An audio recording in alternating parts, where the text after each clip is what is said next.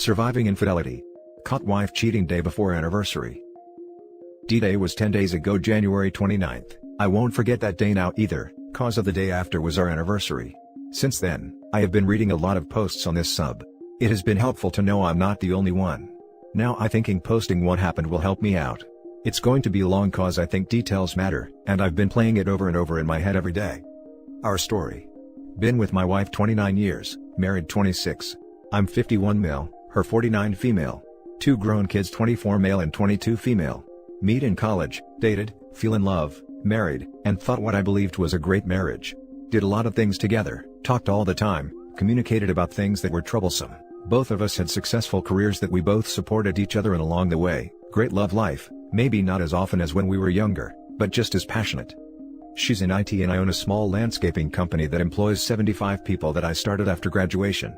She's been working from home a lot since COVID, and we have been talking about my easing out of the day-to-day operations and her going part-time so we can spend more time together and travel, etc., now that the kids are established. Looking back, there were no red flags that I've read so much about.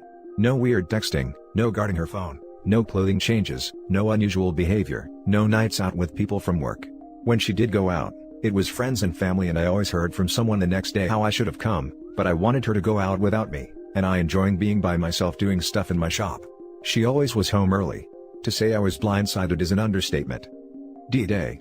The week before, I had booked a weekend at a romantic bed and breakfast owned by some friends. Our state is open. Winter Festival was that weekend. I leave work early to surprise her and tell her to pack a bag. We're going away for our anniversary. I pull my truck in the driveway and find a strange car there. Right away, I just knew. Don't know why, but I did. I'm hoping and praying I'm wrong, but my gut is telling I'm not. I sit there a while wondering what to do. Leave and talk to her later, leave and pretend I didn't see it. Not sure what to do. I'm shaking so bad I can't see straight. When I have something at work, I have to do that might be uncomfortable. I always tell myself, man up, get this over with. Suddenly, shaking stops and feel very calm, no idea how, because inside I'm a wreck. I sneak in the back door and my black lab is laying there with a sad face, like he knows, instead of jumping on me. Man, I love that dog. He stays as I quietly go up the stairs. When I get upstairs, I can hear what is going on in our bedroom. I get to the door and open it, and see her boss on top of my wife. I stand there for a second and yell out surprise. The crap show that followed would be laughable if it didn't hurt so much. He rolls off trying to get out of bed, but he gets tangled up in the sheets. My wife is screaming, "Oh my god, oh my god, oh my god, oh my god," and trying to cover up, but can't cause he's still tangled up. He finally gets out and starts looking for his clothes, only they're on the other side of the bed. This just hit me, in about the same spot where mine used to end up. Don't know why, but I beat him to them and grabbed them. My wife is crying "I'm so sorry," over and over.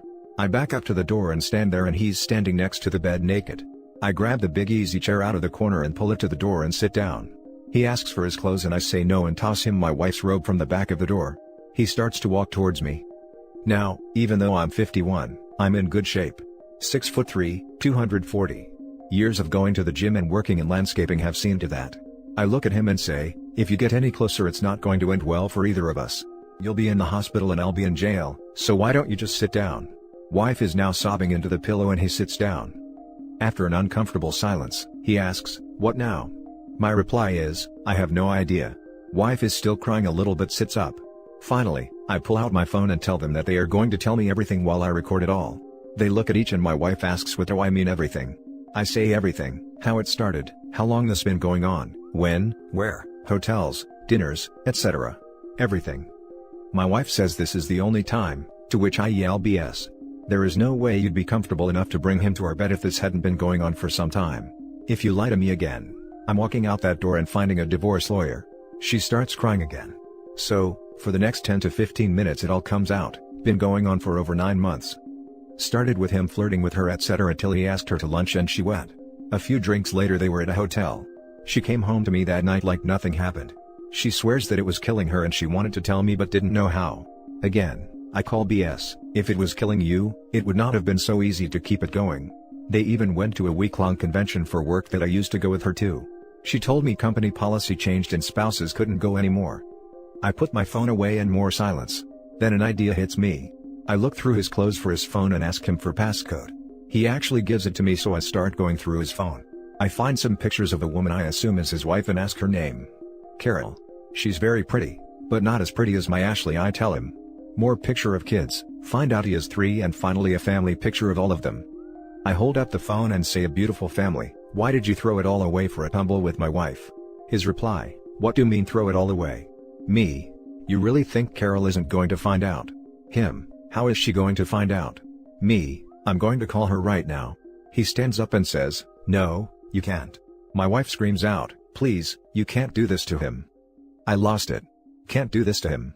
You've destroyed me, our family, our friends, our future, and broken my heart, and you're worried about him.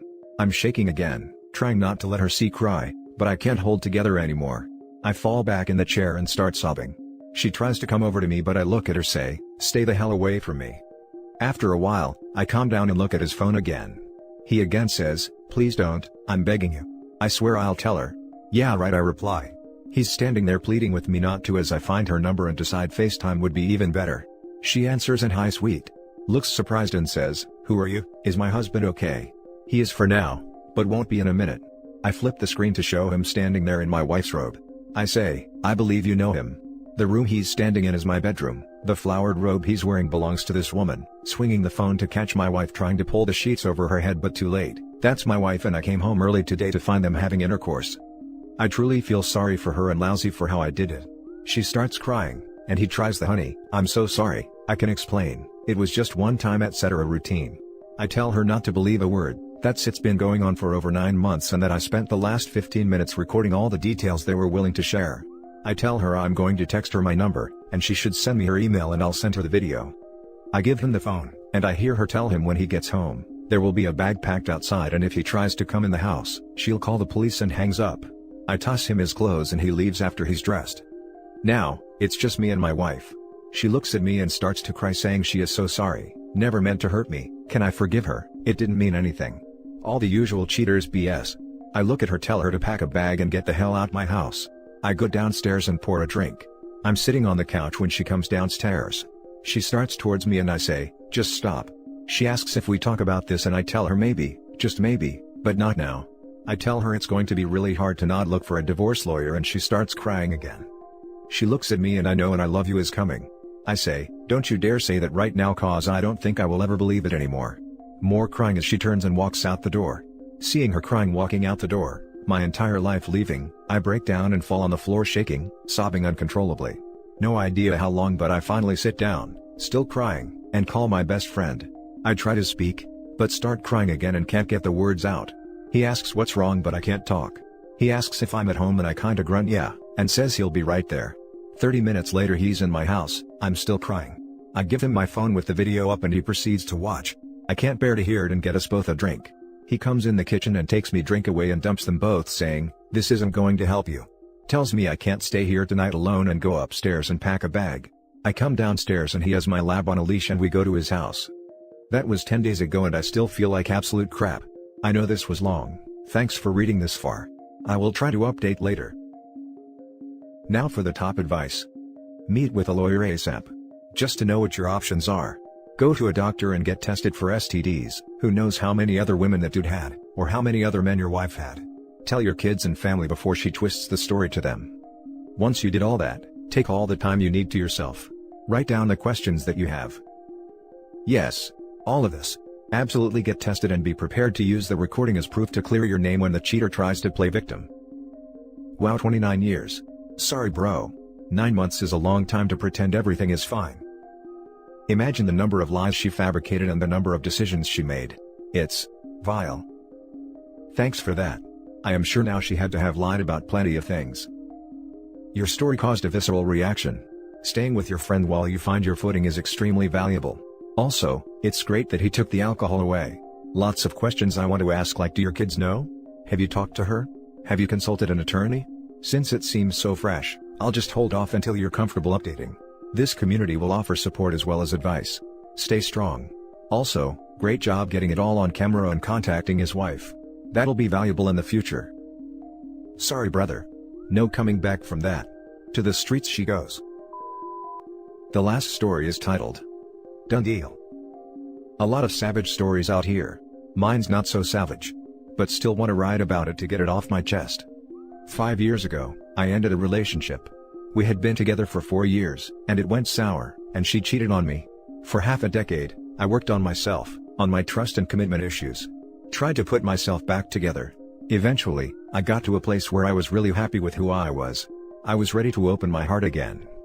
And then I, 27 male, met her, Kate, 26 female. She was amazing. Everything I'd ever wanted. Really everything anyone would want. I had got the girl every guy wanted. The problem was, every guy still wanted her, and she knew it, and loved it. I loved Kate with more passion and fierceness than anyone ever before. I threw myself into that relationship. Every bit of my heart and soul I poured into it. I committed to being the best I could for her. I was so ready to love someone, and she seemed like the perfect fit. Not perfect, she was flawed of course, but in a way that made it all the more real. She had flaws, but what does that matter when it comes to matters of the heart? We love what we love. Reason does not enter into it. In many ways, unwise love is the truest love. Anyone can love a thing because. That's as easy as putting a penny in your pocket. But to love something despite. To know the flaws and love them too. That is rare and pure, and perfect. One day, we were going down an escalator, and I saw a text from her, younger, slightly more immoral, sister pop up. Do you think Max XYZ is hot? I'm with Sam. 3 minutes later, she was in a foul mood. Foul. Sam, asked her what was wrong. She said nothing. Her sister can just be really mean sometimes. She didn't know I'd seen some of the conversation. The thing was, our relationship was built on good communication. When she didn't tell me something, I knew something was wrong. Later that night, I got insecure, and I checked her phone. The messages to her sister had been cleared, entirely. She was hiding something. I convinced myself she was protecting me. She was a good person. With a good heart. A kind heart. Someone worth loving, who would never hurt me. So, I didn't press it. Fast forward a few months, she comes to live with me, after doing a month-long distance. Something seemed off one day when she was writing in her journal. I asked her what she writes about, she declined to answer. We had a long conversation a few days later. Anything I need to know? Type conversations. Nothing. Again. My insecurity got the better of me, and I cracked, and I read the journal. For our whole relationship, it was littered with entries such as, woke up and daydreamed about Max. I know if I got the chance, I would cheat on Sam with Max. I will regret this, not exploring with Max. I want an honest chance with him. Sitting here, waiting for Max to text me. I don't have the energy to talk to Sam. Not only Max. I am thinking about intercourse with Sam, and wishing it could be with Wyatt. I will never accept that Wyatt and I will not hook up. Big weekend. Got drunk. Cheated on Sam with Wyatt. I confronted her about it. She said these were just fantasies. That the cheating was just texting. That it wasn't real. That I had violated the trust by reading her diary. I agreed, we had both messed up. Said I'd give her a second chance. That I understand that she might be having second thoughts, and that we all get swept away by our thoughts sometimes. In a way, I was pleased she was writing them down and casting them away. A lot of the entries were from long distance time. This was start of January. Enter start of February. She moves back to her place. My mother came to stay with me, could have been awkward. 5 days after moving out, about a month since the diary incident, a Friday, we go on a long walk. She discusses long-term futures with me. Sees us going the distance. How would I feel about raising children in this place? Who would she invite to the wedding? That night, she has a girls' night with her housemates. Gets drunk. No texts to me that night. Not even to say goodnight. I wake up several times in the night, worried. I'd seen this movie before. I check Wyatt's Instagram, she had liked his last photo that night. I went over there first thing. We spoke. She said she told her housemates everything about the diary, and just like the photo, not texted him or anything. We work it out, have intercourse, talk for 3 more hours, work through things, discuss kids, and other long-term futures again. Moving in together again, etc. She goes to the bathroom. I check her phone. She had texted her sister. Should I be with Sam? He would literally love me even if I killed someone. Or should I go be with other guys? And one text, from her, to Max. It was a response to a question. There was no preceding conversation. It had been deleted, but she had passed out before deleting this last text. She had written it in her notes too, before sending it via Instagram DM. How could she not even text me goodnight, but fall asleep talking to other guys? She comes back from the bathroom. Kate, I'll believe you didn't have a repeat with Wyatt last night. But did you talk to Max? Tears. Yes.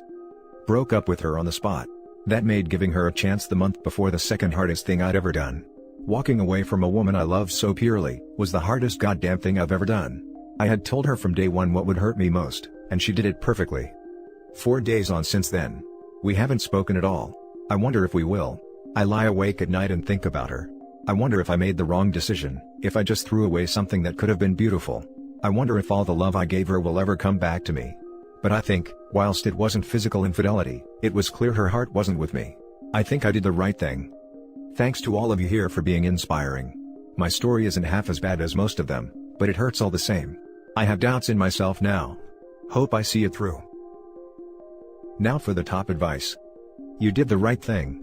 Trying to be in a relationship with someone who is in love with someone else is an exercise in futility. I'm sorry it didn't work, but she's proven she is not to be trusted. She's a milk dud. Sweet on the outside, pure poison on the inside. Such an apt description. Part of me hopes she will change and fight for us. Part of me recognizes the futility. Don't drink poison just because you're thirsty. I know you're hurting and you wish against wish for her to finally see your worth. Problem is, she sees you as having no value, no worth. You are an end to a means for her, a security blanket so to speak. If she has you to always run back to, she will only continue to hurt you and engage in her spectacularly destructive behavior. Yeah. I think I realized if I let her do this, I would only reinforce her opinion that I'll be here no matter what. She'd have lost all respect for me. You made the absolute correct decision. You were her safety net while she cheated on you.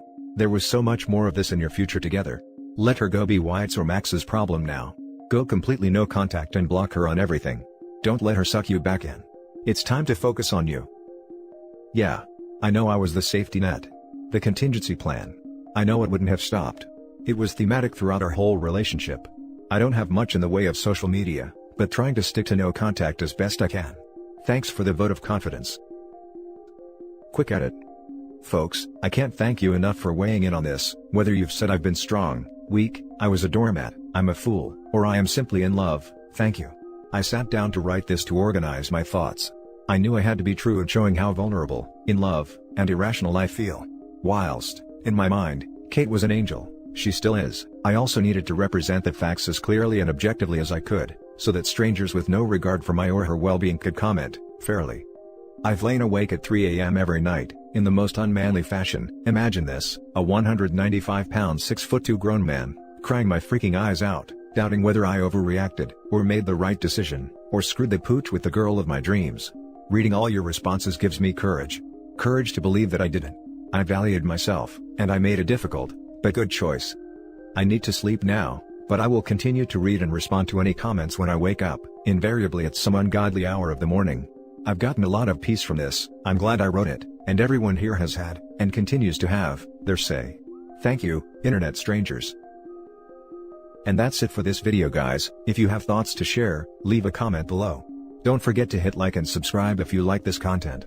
I'll catch you in the next one. Good day everyone.